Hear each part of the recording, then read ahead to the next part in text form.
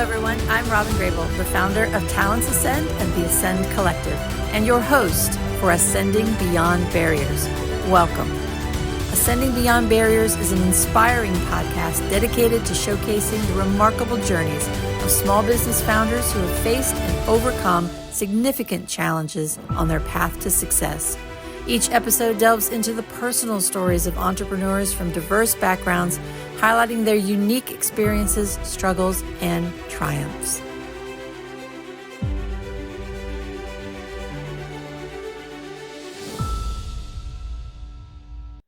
Today on Ascending Beyond Barriers, I am honored to welcome Sara Ann Todd. She is an Army veteran and a veteran partner. She's also a passionate leadership coach dedicated to empowering individuals and organizations to achieve their full potential. With a deep commitment to the values of gratitude and service, Sara Ann believes that effective leadership begins with cultivating a mindset of appreciation and a heart of service.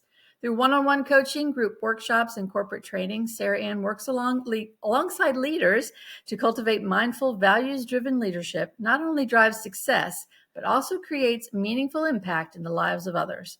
As a coach, Sara Ann is committed to serving others with integrity, humility, and respect, helping clients unlock their greatest potential and lead with purpose. Sara Ann, thanks so much for being here. As I was reading that, and as I was reading it earlier to prepare, I just thought, wow, these are things I totally resonate with because it's absolutely what we try to do here at Talents Ascend and the Ascend Collective. Integrity is our number one, and it's hard to find.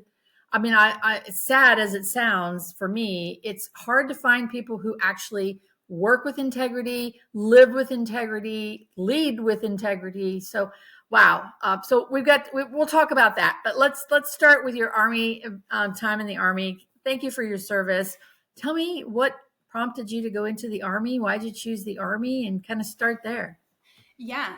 Well, first, Robyn, if I may, I want to start by thanking you, and for being you, for the way that you show up for others. Kind of as you mentioned with the integrity piece, it's rare, and you create spaces that make people feel seen. You provide platforms for them to be heard and supported, and that is rare. You matter. Your work matters, and the impact that you make is real. So thank you, and it's an honor to be here with you today, and a privilege to be your guest. What prompted me to go into the Army? I was going to join out of high school. I had a very rough childhood, and you had to have a FAFSA to go to college, and I didn't have parents to sign the FAFSA. And so I was going to go into the Army, and who I consider to be my grandmother begged me not to. And she wanted me to go to college, and the school found a way for there to be an exception to the FAFSA. And so I went to college. I got my undergrad from Oregon State, and then I joined the Army. Nice. So, I thought the Army was just a way for me to serve. And I, thought it would be purpose driven and full of drive and people that felt the same way. And I really wanted to serve in that capacity. Wow.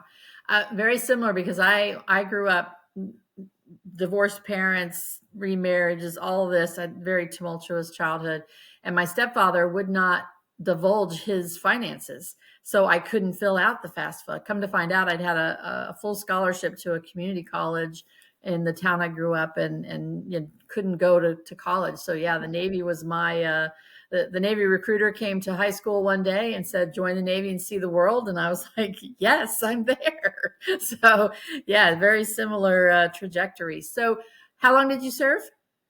6 years. 6 years. Awesome. And you grew up in Oregon, it sounds like? Yeah. I did, for the most part. Yeah. Southern Oregon. And then once I joined the military, I never went back. Well, to visit, but not to live. Yeah, I said that too. When I went in the Navy, I thought, I'm never coming back to Indiana. However, my daughter ended up going to Indiana University. And then she met what is now her husband 20 some years ago. And he's from Indiana. So they stayed in Indiana, and we were like, well, our only child is in Indiana. We have to go back. So we did. But yeah, it's funny how life will take you places that you say will never happen, but you never know. All right. So out of the Army, now you've started your business. Tell us about your business. Yeah. So my business, it's leadership investments. And, I believe that leadership should never be left to chance. And so I created a space or a company where leadership became intentional for growth. For individuals, for organizations, and really for communities, because I believe when you have, the right support, the right resources, the opportunities to succeed, that the potential is endless. So growth isn't really accidental; it's very intentional. It's cultivated and rooted to really be transformative for individuals as well as organizations. I've experienced a lot of great leaders and not so great leaders in my days, and understand the value and the impact of leadership. And I feel that a lot of people, they either aren't developed into the leader that they're intended to be or they can be. And that has a real impact on the people that they're charged with serving. And so, really trying to improve the environment in this space for everyone. Yeah, no, that's great. I was listening to John Maxwell the other day, and he made the comment that people say leaders aren't born, and he's like, I'd really like to meet someone who isn't born. Like, if people are born, leaders can, leaders are born. They're alive, but they need to be cultivated. So that you're right about that. So what? How do people, because, and do you agree that people leave leaders, like you leave jobs because of the manager, because of the leader? And I've had some good ones and some really not so good ones myself. So how do you, like, how do you help people become a good leader? Like, what are some of the techniques that you use in your business? Yeah. Well, right now, it's actually one of my the projects I'm most excited about. I'm in the process of developing a leadership framework that really will be integral in doing that. So, kind of going through the development, the pilot stage that will then kind of lead to the trademark and all of that stuff that has to Nice. happen. But I think in the current state, it's meeting people where they are. And Okay. so, you have different organizations, different people that are at different aspects of either kind of their goal of who they want to be as a person or where they want to be as an organization. If that's a newer organization or a very well developed organization, depending on the culture within inside that organization, that can shape everything. And so meeting people where they are, understanding the resources, kind of the limitations that they have within their current environment, and how we can reframe that to make it as advantageous for everyone involved. And so there are some organizations that don't have a lot of money at all, and they can't hire, a lot of, you know, developed people to come in and to present, or to have the money for the copyright of the materials to then be able to distribute to everyone in their facility. And then there's people that do, and they take that, they check the box, and then they move on, and it doesn't move the needle any. And so Yeah. really being able to assess where the organization is, where the key individuals that they want to participate in the programs are, and figuring out what we can do with what they have. And that is going to change too. So what they can do within the first 6 months that could look different in a year from now, and really kind of developing a growth plan for the individual and the organization that adapts to the circumstances that they're in. Wow. So, do you think people recognize that they're not a good leader? Do you think they know it? They just don't know what to do about it? Like, because I mean, I find it hard to believe some people want to be that bad. Like, don't they want to like be better leaders and do their jobs better? Like, do you think people recognize that they have some gaps, or it's just not inherent in them? So that's a really great question. I think there's lots of kind of questions and layers to that question. I Yeah. think one, it depends on the environment. But in general, leadership across, whatever organization it is, it's somewhat similar. Hmm. There are people who are promoted based off of their skill and what got them to where they are Right. today is not going to carry them into the future. Yeah. Being technically good at something is much different than, leading a charge. Yeah. You kind of shift from being task oriented to people oriented, and that's not natural for a lot of people. And I think, there's layers of the imposter syndrome that can kind of take a different path there. But Yeah. I think people know that they may be struggling. However, depending on, their role, their responsibilities, the people that they're, kind of that are in their charge, they could be overwhelmed. They could be in a system that doesn't support them in doing that. And so I think they're just trying to not sink. And so a lot of times the environment and the organization don't put in the time and the effort, and kind of the leadership infrastructure necessary to allow that person to discover really like who they are and who they can be.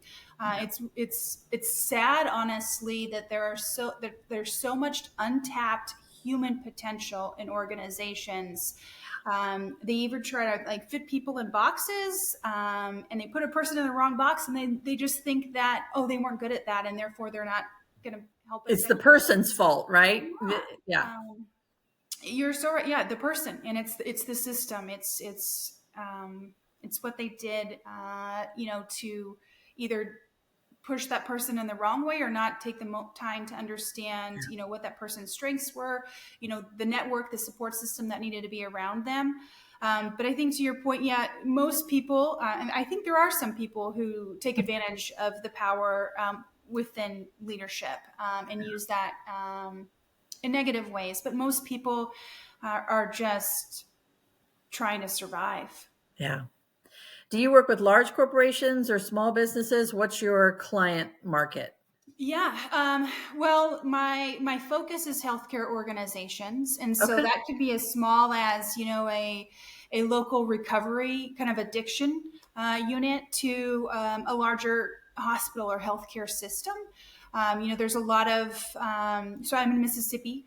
There's a lot of kind of senior living communities and Okay. home care organizations and stuff like that. So the size of the organization that I partner with varies, but it's generally specific to healthcare. I obviously can help other organizations, but my background is healthcare as a Army combat medic, and then my master's is in healthcare administration. I have a doctorate in healthcare administration. I work Wow. for the VA, for Wow. 10 years. And so that's the largest healthcare organization in the United States. And Yeah. so it makes sense for me to stick to healthcare based on my experience and knowledge. And so that's where I tend to stay. But Yeah. I've worked with people, individuals that are in the DoD or the Department of the Army, because I also have individual clients as well as organizational clients. Oh, cool. Well, Sarah Ann, we did not do you justice in our introduction. Hello, you've got like all this stuff. Congratulations on that path. Wow. I'm just I'm overwhelmed. It's like I'm honored to getting your doctorate. I mean, that's not an easy feat. So, how long did that take you? It much longer than anticipated. For a few different reasons. I think I should know this. I think it was like 4 years, maybe five. Okay. That's not as Um, long as when I got my master's, people were getting their doctorate at the same time. And they said it was taking them 5, 6, 7 years. And I thought, oh my God, I love being in school. It took me 4 years to get my master's only because I worked for a company that had tuition reimbursement and I wasn't going to pay anything out of my pockets and I wasn't in a hurry. So I just did whatever I could so it took me 4 years, but then I thought, oh, I'll get my doctorate now. I'd love to, have that. And then somebody said it was going to take 7 years. I thought, oh, I can't do that. Wow. So congratulations. It's Thank you. amazing. Yeah, it was a challenging time for No sure. doubt. But was worth it, because I think, kind of like you alluded to, I'm a lifelong learner. I believe in personal development and professional development, Yeah. and that was just one way for me to continue doing that. Good for you. And so you're helping people. That's amazing. So healthcare, I just recently received my VA benefits. It took me a long time, Goodness, me mostly because of me, and mostly because in 1988 there was no transition program. And even though my discharge papers said go see a VA doctor about your condition, which was service connected and already, defined and whatnot, but it took me over 30 years to finally get my benefits. So I've had a really good experience at the VA here in South Carolina, fortunately, because I know there are some people that have not had really good experiences with the VA or the healthcare system in and of itself. What are your thoughts on that? I'll put you on the spot. Just how do we help the healthcare system be yeah. better? What is it that's broken about it? So there's a lot. Okay. A lot. In the VA, it is a very complex It healthcare is, system. It's the largest in the United States, right? and gosh, where do I start? But I think there's a lot of things that people don't recognize, and Yeah. so the mission of the VA is to serve all veterans and to serve them kind of where they are. And in Mm, order to do that, the extensions of how that organization has to stretch is so yeah. far. And honestly, it's very fragmented. Yeah. And that's where a lot of the issues come in, is in that fragmentation. You can Sure. take just a simple policy or a simple mission or a simple directive. And if you repeat that so many times and you have different people communicating that message, it's kind of like a broken game of telephone. Right. It's just going to be Yeah. disconnected. And there's a lot of, I'm not saying anything bad about contractors at all, but there's a lot of contractors within the VA. And so here within Mississippi, my local CBOX, so the community based outpatient clinic, is contracted. It has the VA logo on the front. People think that they're going to the VA, but not even the MSA is an actual VA employee. Wow. They're all contracted. And so, Mm, there's so many layers. And then when you tie in the rural health and the fact that, it yeah. is highly politicized, it's a challenge. But I think, to your question of, how can we help improve the system, is one, being an active participant in your healthcare and Oh, knowing that the yeah. system is stretched thin. And so how can you be your best champion? Mm, And honestly, specifically with the VA, if you're told no, or if you're not liking the guidance that you're getting, is to seek another opinion, because there are a lot of people within the VA that don't necessarily understand the whole system. It's very sure. siloed. Yeah. So I'd say be an active participant, in your healthcare. And one of the biggest things is to keep your appointments too, because there's so many veterans that either no show or cancel and waste Right? access and take that service away from another veteran. Yep. And then it's complicated. It just Yeah. adds to additional rework and things like that.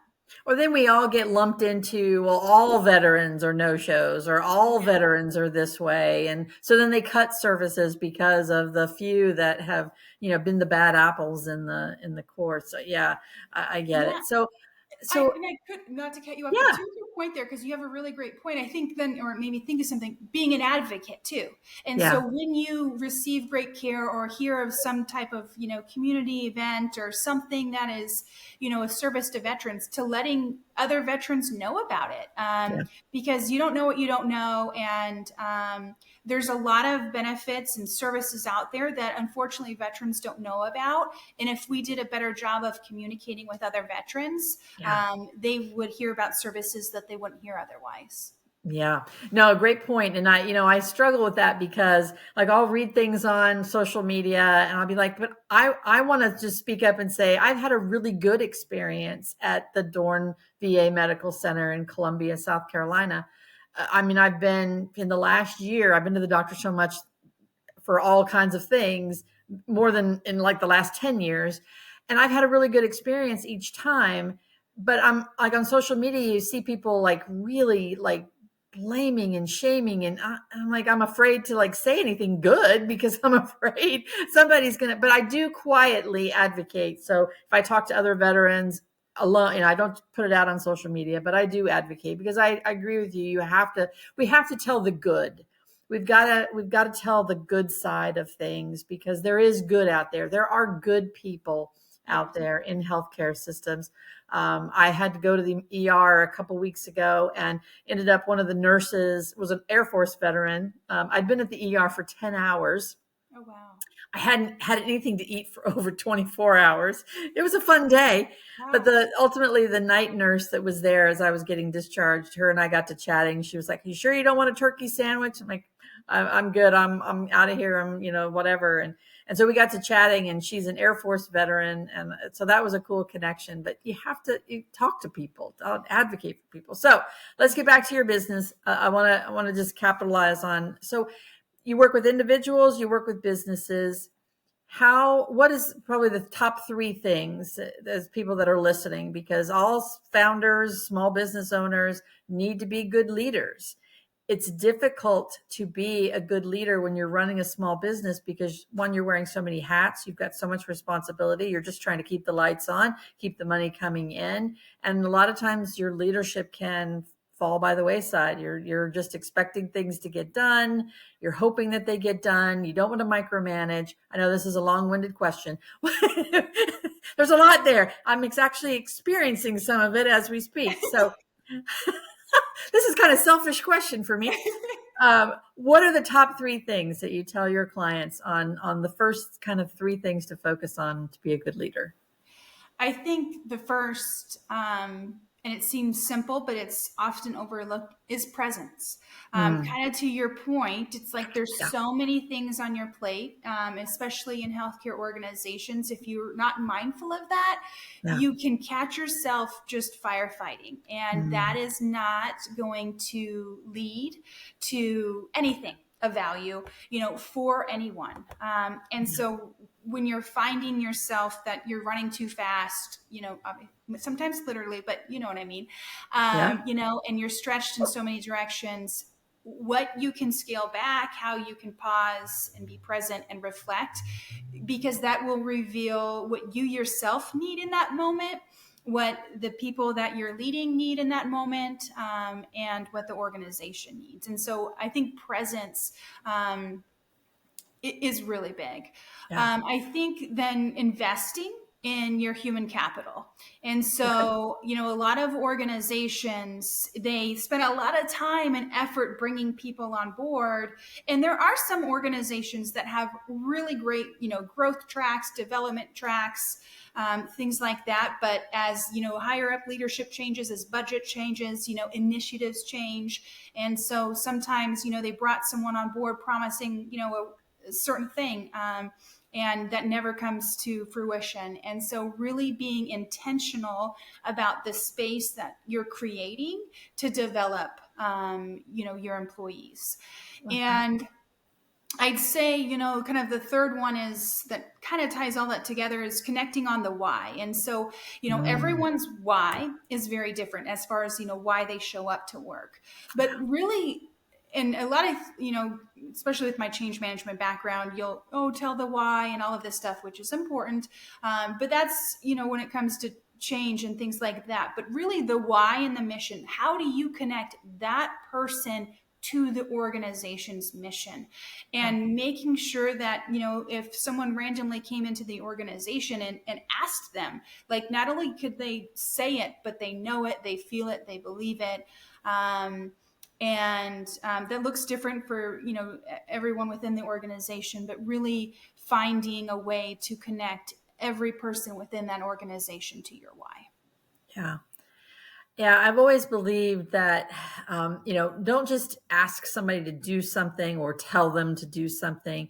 Tell them why it matters that they're Yes. doing it, right? Because if you just say, oh, go create this spreadsheet, if they don't really understand the impact that that spreadsheet can have on the business or on the clients or on the service or whatever you're doing, it, they're just going to they're going to do it at their own level. They're going to do it at whatever they think is important to them, perhaps. But Yes. if they don't know that connectivity to the business, and you can't expect them to just know it. I mean, that's Yeah. just, especially for small business owners. And I find, especially for me, I have a lot of stuff in my head. Like I've lived this dream, this mission for over 10 years. And I have a lot of stuff in my head about how I want this business to look, how I want, us to portray to our clients. And I don't always communicate that. So I'm getting better. I'm getting better. Yeah, you said two things there that really resonated with me. Yeah. One is, impact. Yeah. And yes, and sometimes that can be easier for healthcare organizations, but I think it can align with any organization is, Yeah. at least within healthcare, the impact is on the patient. Eventually, whatever's happening in the system should center on the patient. And so really connecting them to the outcome associated, with that patient. But connecting them to the impact and helping them be a part of that is critical. And I think that, the comment that you said about everything being in our head, because it's true. And as a leader, like we have this information, leadership comes from years of experience and knowledge, but it's natural to us. It's almost like breathing because we've lived it. Yeah. And then we bring other people in and they don't have that background.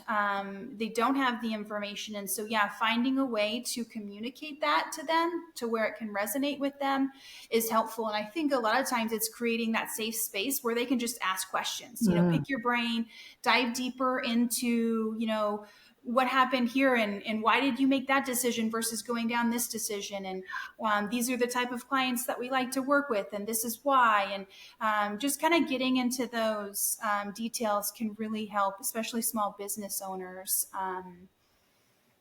Yeah, for sure. In that way. Yeah, I think you hit it. Creating a safe space for people, being where they are, but also helping them grow. But creating that space where they can ask questions, where they can make mistakes, and you go through that. What happened, and how can we, make this better in the future, kind of thing. So, yeah, that's awesome. Yeah. All right, so we're out of time. Unfortunately, I could talk probably for days. But this episode will air the week before Christmas, so we're right in the middle of the holidays. As a leader and in your leadership training, how do you advise leaders to deal with the holidays, to deal with the new year coming up? What's a good leadership tidbit that we can close out with? Yeah. Okay. So I'll leave you to, as far as the holidays go, keeping in mind that holidays are different for everyone, that you could have people that have a great support system and it's just a joyous time of the year. And then there's some people where they're maybe in the middle. It could go either way. Family can be difficult at times. And so, but then there's people that don't necessarily have the support and the comfort or the resources that they need. So just kind of keep that in mind. Know that's different for everyone that you support and figure out how you can help them through the seasons. And then as far as the new year, one thing that I like to encourage people to do is not have New Year's resolutions, but have, intentions. And so what are some intentional acts that you're going to do this next year, and being very strategic about, the impact that it's going to have throughout the year, and setting those milestones so you can actually achieve that. And again, tying it back to the impact that you want to have in this next year. Love that. All right. That was an awesome, mic drop. That was very cool. Very cool advice, because it makes sense. I resonate with a lot of that. So thank you so much, Sara Ann. I really appreciate you. Great to talk with you and learn more about your business and all that you're doing. It really makes a difference. Healthcare needs leadership. So I applaud you for all you're doing, and really appreciate you sharing your story today. So thank you for having me and for all that you do. Take care. Thank you. Listeners, please follow us on LinkedIn or on our YouTube channel and Spotify, so that we can tell more of these great stories of people who are ascending beyond barriers. Thank you.